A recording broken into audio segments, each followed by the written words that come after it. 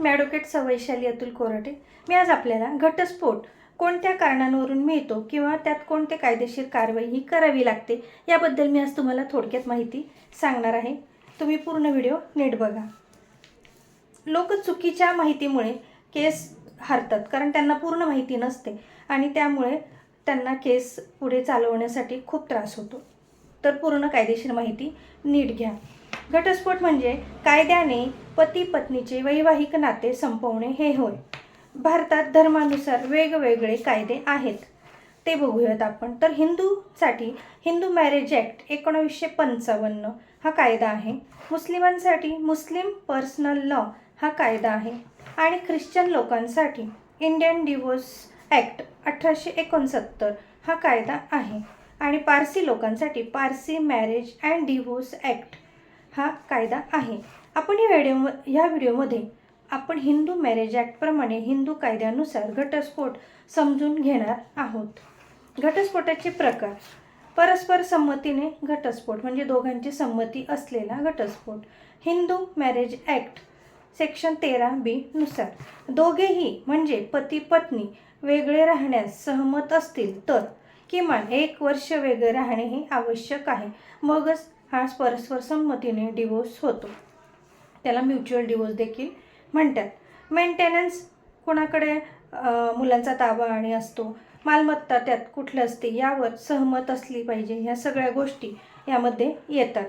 साधारण कालावधी किती असतो तर 6 महिने ते 1 वर्ष. काही केसेसमध्ये कुलिंग पिरियड हा माफ होऊ शकतो, म्हणजे सर्वच डिवोर्सच्या केसेसमध्ये नाही, तर काही केसेसमध्ये हे होऊ शकतं. एकतर्फी डिवोर्स दुसरा प्रकार आहे. एकतर्फी डिवोर्स जेव्हा एक जोडीदार तयार नसतो तेव्हा दुसऱ्याला कोर्टात केस करावी लागते. हा दुसरा प्रकार घटस्फोटाचा झाला. तुमच्या लक्षात आलं असेल. मेंटेनन्स मुलांचा ताबा, मालमत्ता यावर दोघांची सहमती असली पाहिजे म्युच्युअल डिवोर्समध्ये, तरच म्युच्युअल डिवोर्समध्ये दोघांचं हे पूर्ण मत असल्यावरच डिवोर्स होऊ शकतो. घटस्फोटासाठी कायदेशीर कारणे कोणती ते बघूयात. सेक्शन 13 नुसार क्रूरता म्हणजे तिचा जर मानसिक छळ झाला असेल, मारहाण झाली असेल, अपमानास्पद बोलणं तिला केलं असेल, संशय घेत असेल सारखा किंवा धमक्या देत असेल. व्यभिचार ॲडल्टरी म्हणजे काय, विवाहबाह्य संबंध असतील तर. सोडून जाणे सलग 2 वर्ष जोडीदाराने सोडलेले असेल तर, म्हणजे दोन्ही जण 2 वर्षापर्यंत एकत्र राहत नसतील, तो सोडून गेला असेल तर. धर्मांतर दुसरा धर्म स्वीकारला असेल तर.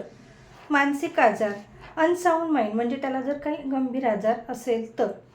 गंभीर मानसिक आजार एकत्र राहणे अशक्य असेल तर. असाध्य आजार म्हणजे कुठला तर कुष्ठरोग असेल तर. लैंगिक आजार असेल तर. तसंच मृत मानणे म्हणजे जर 7 वर्षापासून ती व्यक्ती बेपत्ता असेल तर. ह्या सगळ्या घटस्फोटासाठी कायदेशीर कारणे आहेत. पत्नीला वेगळे हक्क कुठले आहेत आपण ते बघूयात. सेक्शन 125 CRPC नुसार मेंटेनन्सचा तिला हक्क आहे. सेक्शन 24 आणि 25 हिंदू मॅरेज ॲक्ट आणि डोमेस्टिक व्हायलन्स ॲक्ट 2005 नुसार पोटगी तिला मिळण्याचा अधिकार आहे. तिला राहण्याचा अधिकार आहे. वैद्यकीय खर्च देण्याचा देखील अधिकार आहे. मुलांचा खर्च हे सर्व तिला मिळते. घटस्फोट घेतला तरी मेंटेनन्सचा हक्क जात नाही. मुलांचा ताबा मुलांचे हित सर्वात महत्त्वाचे आहे. आई वडील कोर्ट निर्णय देते. भेटीचा हक्क कोर्टाने ठरविल्याप्रमाणे म्हणजे मुलांचा ताबा कोणाकडे असला पाहिजे याबद्दल आहे. घटस्फोटाची कोर्ट प्रक्रिया कशी असते आपण ते बघूया. सर्वात पहिले योग्य फॅमिली कोर्टामध्ये अर्ज करायचा असतो. त्यानंतर नोटीस बजावली जाते दोन्ही पार्टीला, पतीलाही आणि पत्नीला देखील. तिसरं आहे समुपदेशन दोघांचे होते, म्हणजे काउन्सिलिंग दोघांचं होत असतं.